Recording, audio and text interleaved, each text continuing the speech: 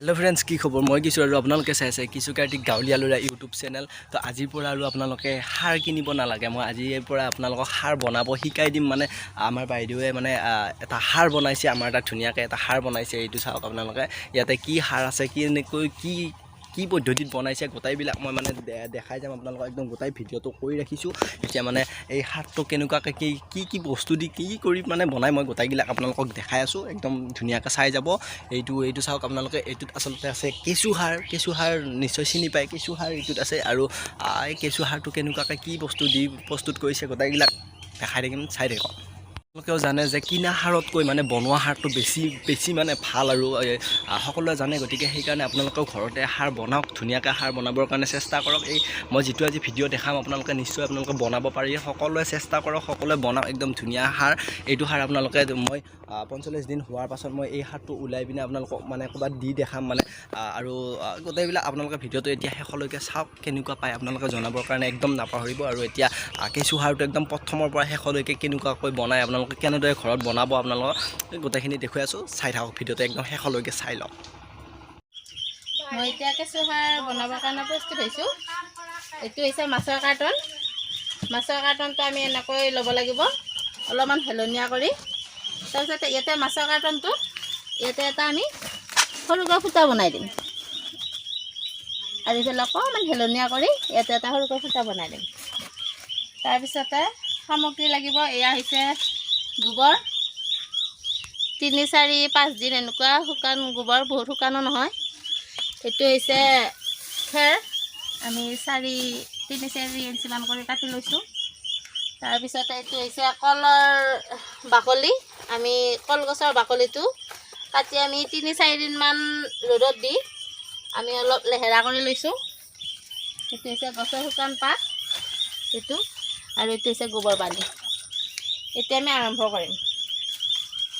ইয়াতে আমি প্ৰথম অলপমান আমি বালি মাটি দি লৈছোঁ ইয়াৰ ওপৰত আমি এটা লেয়াৰ গোবৰ দিম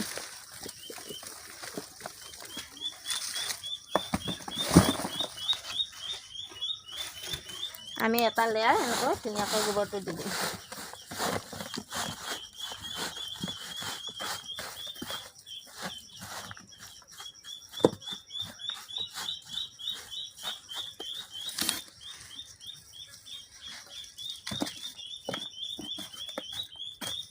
তাৰপিছতে আমাৰ যিটো শুকান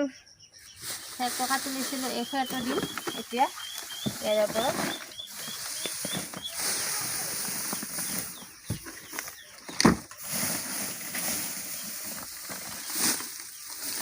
মাছৰ কাৰ্টনটো যিহেতু সৰু ইয়াতে আমি অলপ কম পৰিমাণে দিব লাগিব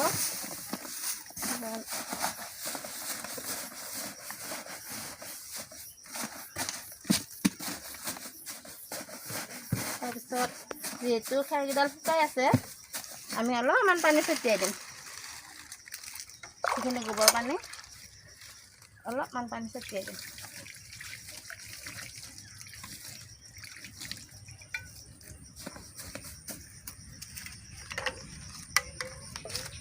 তাৰপাছত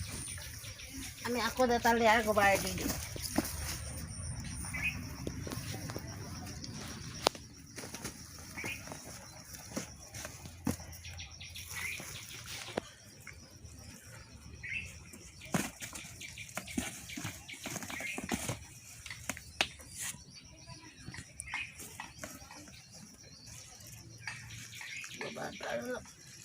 বাৰু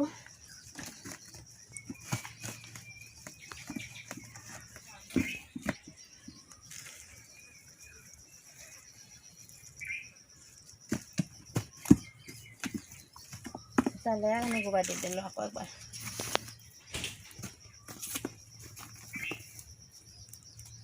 তাৰপিছত যিটো আমাৰ কলৰ বাকলি আছিল এবাৰ সেইটো দি দিম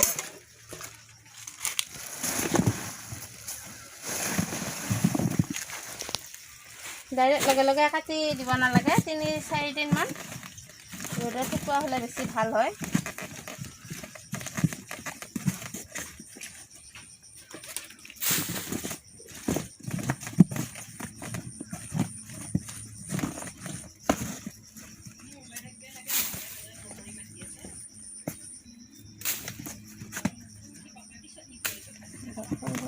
দিলে ভাল শুকান পাতটো দিম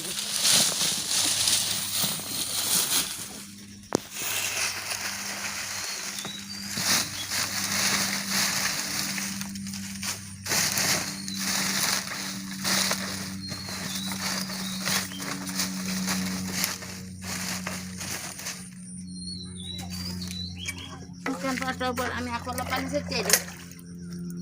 পাতটো যেতিয়া শুকাই আছে ভিতৰি থাকিবৰ কাৰণে পানীটো ছটিয়াই দিওঁ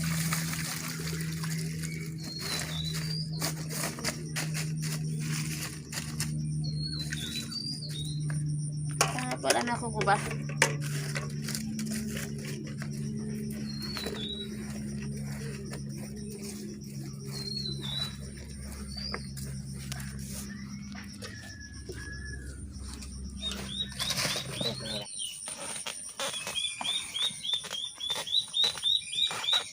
আমি এটা লেয়াৰ দি দিলোঁ আকৌ এবাৰ ওপৰত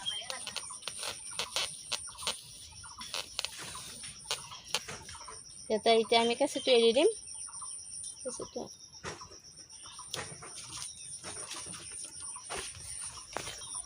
আমাৰ কেঁচুটো এইবিলাক এতিয়া কেঁচু এইবিলাক এই কেঁচুখিনি এতিয়া আমি ধুনীয়াকৈ এইবিলাক কেঁচু আমি চাৰিওফালে এৰি দিম কেঁচুটো কমিছে বাৰু আৰু অলপ পাছত দি দিম এতিয়া আমি লাষ্ট কটা অৱস্থাটোৰে আমি এনেকৈ ঢাকি দিম যাতে ইয়াতে তৎক্ষণাত ৰ'দ বা বৰষুণ পৰিব নোৱাৰে তাৰপিছতে ইয়াৰে ওপৰত আমি পানী ছটিয়াই দিম পানী ছটিয়াই দি আমি ৩-৪ দিনমানৰ মূৰে মূৰে আমি এই বস্তুটো পৰীক্ষা কৰি থাকিম যদি ওপৰৰ এই ইয়াতে থকা যিখিনি আমাৰ এই গোবৰখিনি যদি আমি একদম শুকাই যায় তেতিয়া আমি ৩-৪ দিনৰ মূৰে মূৰে আমি আকৌ এনেকৈ পানী ছটিয়াই থাকিম তাৰপিছতে আমাৰ যেতিয়া নেকি পুৰাপুৰি ৪৫ দিন হৈ যাব ৪৫ দিন হোৱাৰ পিছত আমাৰ কেঁচু সাৰ প্ৰস্তুত হৈ যাব আৰু ৩-৪ দিনমানৰ পিছৰ পৰা আমাৰ কেঁচুৰ ৰসটো ওলাবৰ কাৰণে আমাৰ আৰম্ভ হ'ব কেঁচুৰ ৰসটো আমাৰ এই যিটো আমাৰ এইটো হেৰি ৰাখিছোঁ এই ফুট ৰাখিছোঁ এই ফুটাটোৰে কেঁচুৰ ৰসটো আমাৰ নিগৰি থাকিব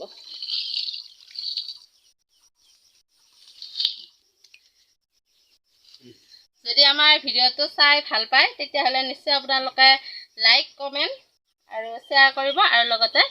ছাবস্ক্ৰাইব কৰিবলৈ একেবাৰে নাপাহৰিব ধন্যবাদ ফ্ৰেণ্ডছ বাইদেৱে কৈছে আচলতে ভিডিঅ'টো ভাল লাগিলে কি কৰিব কি নকৰিব যদি আপোনালোকে এইটো ভিডিঅ'ৰ পৰা অকণমান হ'লেও কিবা অলপ হ'লেও যদি আপোনালোকে শিকিব পাৰিছে তেতিয়াহ'লে চেনেলটো like comment share and subscribe কৰিবৰ কাৰণে একদম নাপাহৰিব মোৰে মানে মুখত নাহা হৈ গৈছে ভিডিঅ' নবনাওঁতে বহুত দিন ভিডিঅ' বনোৱা নাই ইউটিউব চেনেলটো অলপ কিবা প্ৰব্লেম হৈ আছে সেইটো কাৰণে ভিডিঅ' বনোৱা নাছিলোঁ আৰু এতিয়াৰ পৰা ভিডিঅ' ধুনীয়াকৈ দি যাম ভিডিঅ' আপোনালোকে নতুন ভিডিঅ' একদম পাই থাকিব আৰু বাই বাই ছাবস্ক্ৰাইব কৰি দিব একদম ধুনীয়াকৈ বাই বাই